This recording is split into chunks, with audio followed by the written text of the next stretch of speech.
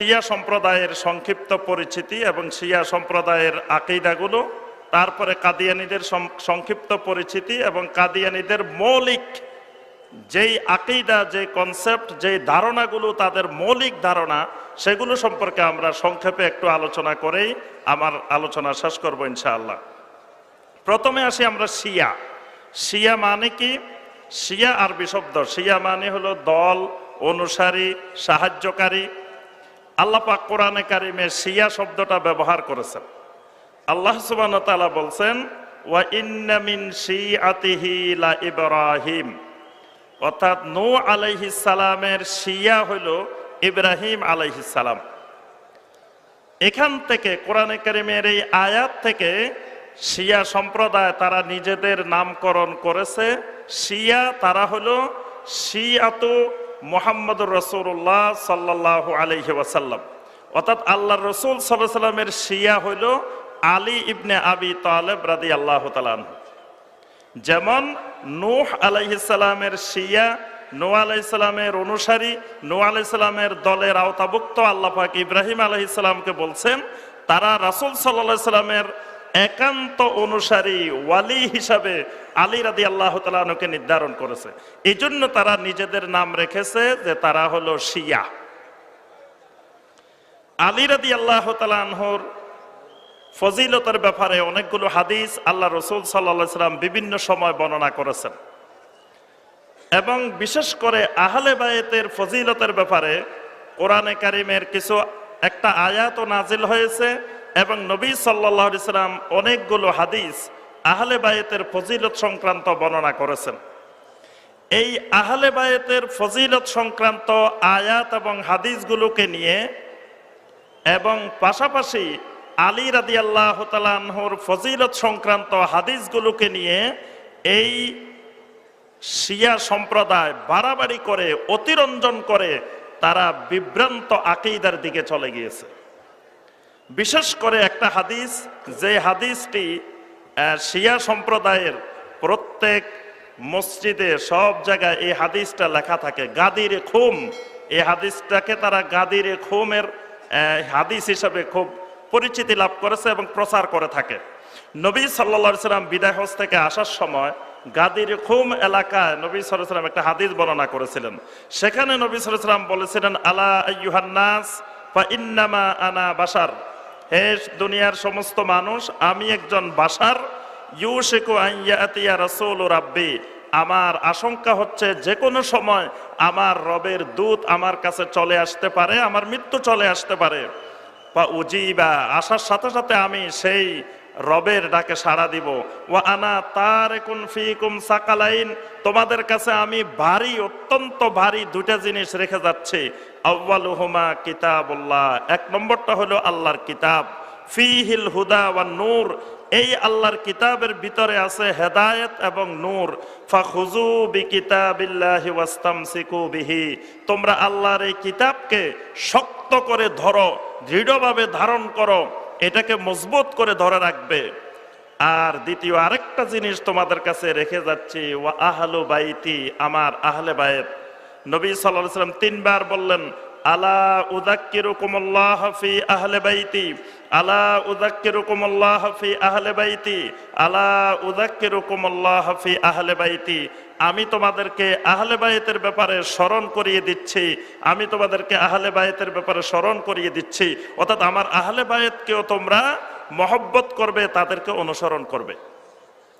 এখানে নবী সাল্লাল্লাহু আলাইহি ওয়াসাল্লাম আহলে বায়েত বলতে শুধুমাত্র আলী রাদিয়াল্লাহু তাআলা আনহু, ফাতেমা রাদিয়াল্লাহু তাআলা আনহা, হাসান এবং হুসাইন রাদিয়াল্লাহু তাআলা আনহুমা, এই চারজনকে বোঝান নাই। আহলে বায়েতের ভিতরে নবী সাল্লাল্লাহু আলাইহি ওয়াসাল্লামের স্ত্রীরাও অন্তর্ভুক্ত। আহলে বায়েতের ভিতরে বনু মুত্তালিব এবং সেখানে আব্দুল্লাহ বিন আব্বাস এবং আব্বাস রাদিয়াল্লাহু তাআলা আনহুর অন্যান্য ছেলের বংশধর, তারাও এই আহলে বায়েতের ভিতরে অন্তর্ভুক্ত। অথচ শিয়া সম্প্রদায় এদের সবাইকে বাদ দিয়ে শুধুমাত্র এই চারজন, তার সাথে নবী সাল্লাল্লাহু আলাইহি ওয়াসাল্লামকে অন্তর্ভুক্ত করে পাক পাঞ্জাতন নাম দিয়ে এবং আমাদের বাংলাদেশের ঘরে ঘরে দেখা যায় পাঁচ আঙ্গুলের একটা হাত দিয়ে ক্যালেন্ডার লাগানো থাকে, ছবি লাগানো থাকে, নাম হলো পাক পাঞ্জাতন। মানে পাঁচজনকে তারা এই আহলে বায়তের মধ্যে অন্তর্ভুক্ত করে নিয়েছে। নবী সাল্লাল্লাহু আলাইহি সাল্লাম, তার সাথে আলী রাদিয়াল্লাহু তাআলা আনহু, ফাতেমা রাদিয়াল্লাহু তাআলা আনহা, হাসান রাদিয়াল্লাহু তাআলা আনহু, হুসাইন রাদিয়াল্লাহু তাআলা আনহু, এই চারজন আর নবী সাল্লাল্লাহু আলাইহি সাল্লাম এই পাঁচজনকে দিয়ে পাক পাঞ্জাতন বানিয়ে নিছে। এবং বাংলাদেশের অনেক লক্ষ লক্ষ মানুষ পাক পাঞ্জাতনের বিভিন্ন কারামতে, পাক পাঞ্জাতনের বিভিন্ন ক্ষমতায় বিশ্বাসী। অথচ এই পাক পাঞ্জাতন এটা শিয়াদের আবিষ্কার। অর্থাৎ আহলে বায়ত শুধুমাত্র এই পাঁচজনের মধ্যে সীমাবদ্ধ নয়। এই আহলে বায়তের ব্যাপারে তারা সীমা লঙ্ঘন করে আস্তে আস্তে পর্যায়ক্রমে তারা একটা রাজনৈতিক বিভ্রান্ত সম্প্রদায় হিসাবে পরিচিতি লাভ করেছে। আল্লাহ রাসূল সাল্লাল্লাহু আলাইহি সাল্লাম উম্মতকে বারবার সতর্ক করেছিলেন, ইন্না বানি ইসরাঈল তাফাররাকাত আলা সিনতাইনি ওয়া সাবঈনা মিল্লাহ। বানি ইসরাইল পর্যায়ক্রমে ৭২টা দলে বিভক্ত হয়ে গিয়েছিল। ওয়া ইন্না উম্মতি তাফতারিকু আলা সালাসি ওয়া সাবঈনা মিল্লাহ। আমার উম্মত অচিরেই এরকম ৭৩টা দলে বিভক্ত হয়ে যাবে। কুল্লুহুম ফিন্নার ইল্লা উম্মাতা ওয়াহিদা। সবগুলো জাহান্নামে যাবে, শুধুমাত্র একটা ফেরকা নাজাত প্রাপ্ত। সাহাবায়ে কেরাম জিজ্ঞাসা করছিলেন, মান হিয়া ইয়া রাসূলুল্লাহ, সেই নাজাত প্রাপ্ত দলের লোক কারা? নবী সাল্লাল্লাহু আলাইহি সাল্লাম বললেন, মা আনা আলাইহি ওয়া আসহাবি। আজকের এই দিনে আমি এবং আমার সাহাবীরা যেই আকীদার উপরে, যেই মানহাজের উপরে, যেই বিশ্বাসের উপরে কায়েম আছে, এইটা যারা অনুসরণ করবে তারাই হবে কিয়ামত পর্যন্ত নাজাত প্রাপ্ত দল। সুবহানাল্লাহ। এইখানে নবী সাল্লাল্লাহু আলাইহি সাল্লাম এই অনেকগুলো সম্প্রদায় বিভ্রান্ত হয়ে যাবে, এই ইঙ্গিত আল্লাহ রাসূল সাল্লাল্লাহু আলাইহি সাল্লাম ওহীর মাধ্যমে, ওহীর আলোকে আমাদেরকে ইতিপূর্বেই দিয়ে গেছেন। সেই আলোকে সর্বপ্রথম ইসলামের ভিতরে এই বিভ্রান্ত রাজনৈতিক দুটি সম্প্রদায়, একটা খারেজি আর একটা শিয়া সম্প্রদায় আবির্ভাব ঘটে। একটা থেকে, অর্থাৎ এই রাজনৈতিক কারণে খেলাফতকে কেন্দ্র করে যে নবী সাল্লাল্লাহু আলাইহি সাল্লামের মৃত্যুর পরে খেলাফত হবে তার পরিবার থেকে, অর্থাৎ পারিবারিক দ্বারা খেলাফত চলবে, পারিবারিক দ্বারা রাষ্ট্র ব্যবস্থা চলবে, এই একটা বিশ্বাসকে কেন্দ্র করে বিভ্রান্তির দিকে যখন চলে গেল, আস্তে আস্তে পর্যায়ক্রমে তারা অসংখ্য আকীদা এর সাথে তারা আস্তে আস্তে আস্তে আস্তে বানিয়ে নিল। অর্থাৎ প্রথম সূত্রপাত শুধুমাত্র খেলাফতকে কেন্দ্র করে, একটি বিষয়কে কেন্দ্র করে, কিন্তু পর্যায়ক্রমে তারা আস্তে আস্তে অসংখ্য বিভ্রান্ত আকীদা নিজেরা তৈরি করে নিয়েছে। প্রথম নম্বরে তারা তৈরি করে নিয়েছে ইমামতের ব্যাপারে, এবং পরবর্তীতে এই শিয়া সম্প্রদায় তিন ভাগে, মৌলিকভাবে তিন ভাগে বিভক্ত হয়। তাদের বিভক্তি ২০-২২টি তাদের উপদল আছে, তবে মৌলিকভাবে তারা তিনটা গ্রুপে শিয়া সম্প্রদায় বিভক্ত। একটা হলো ইসনা আশারিয়া গ্রুপ, অর্থাৎ এরা হলো ১২ জন ইমামে বিশ্বাসী একটা দল। আরেকটা হলো আশিয়া আল ইসমাইলিয়া, ইসমাইলি শিয়া আরেকটা গ্রুপ। আরেকটা হলো আশিয়া আজ জায়দিয়া, জায়দিয়া নামে আরেকটা গ্রুপ। অর্থাৎ এই তিনটি দল, তিনটি গ্রুপ হলো এদের প্রধানতম তিনটা শাখা। তবে সবচেয়ে বেশি বর্তমান ইরান সহ পৃথিবীর অন্যান্য দেশে যে শিয়া সম্প্রদায় বসবাস করে, এদের অধিকাংশই হলো আশিয়া ইসনা আশারিয়া, অর্থাৎ ১২ জন ইমামে বিশ্বাসী শিয়া সম্প্রদায়। এরা এই ১২ জন ইমাম তারা নির্ধারণ করেছে, এবং ১২ জন ইমাম কেন্দ্রিক অসংখ্য আকীদা তাদের ভিতরে গড়ে উঠেছে।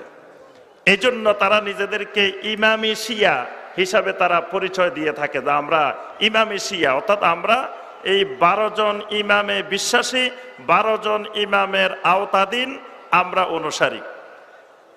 এদের কিছু গুরুত্বপূর্ণ আকীদা, এই যারা শিয়া ইসনা আশারিয়া, অর্থাৎ ১২ জন ইমামে বিশ্বাসী যে শিয়া, এদের কতগুলো বিভ্রান্ত আকীদা যেগুলো খুব প্রসিদ্ধ আকীদা। এক নম্বর হলো ইমামত। ইমামত কেন্দ্রিক তাদের আকীদা হলো যে ইমাম আল্লাহ সুবহানাহু ওয়া তাআলার পক্ষ থেকে নির্ধারিত হবে, মানুষ কোনো ইমাম নির্বাচন করতে পারবে না। অর্থাৎ কিয়ামত পর্যন্ত মুসলিমদের নেতৃত্ব দিবে, মুসলিমদের ইমামত হবে শুধুমাত্র আহলে বায়েতের সদস্যরা। আহলে বায়েতের বাহিরে বা এই পরিবারের বাহিরে কিয়ামত পর্যন্ত আর কেউ ইমামতের দায়িত্ব গ্রহণ করতে পারবে না। এই 12 জন ইমাম, পরবর্তীতে 12 জনের আওতাধীন আহলে বায়েতের সদস্যরাই শুধুমাত্র মুসলমানদের নেতৃত্ব দিবে, অন্য কেউ নেতৃত্ব দেওয়ার অধিকারী নাই। প্রথম তাদের এই বিভ্রান্ত আকীদা হলো যে ইসলাম একটা পরিবার কেন্দ্রিক পরিচালনা ব্যবস্থা গড়ে তুলবে, অর্থাৎ নবী সাল্লাল্লাহু আলাইহি ওয়াসাল্লামের পরিবার কেন্দ্রিক।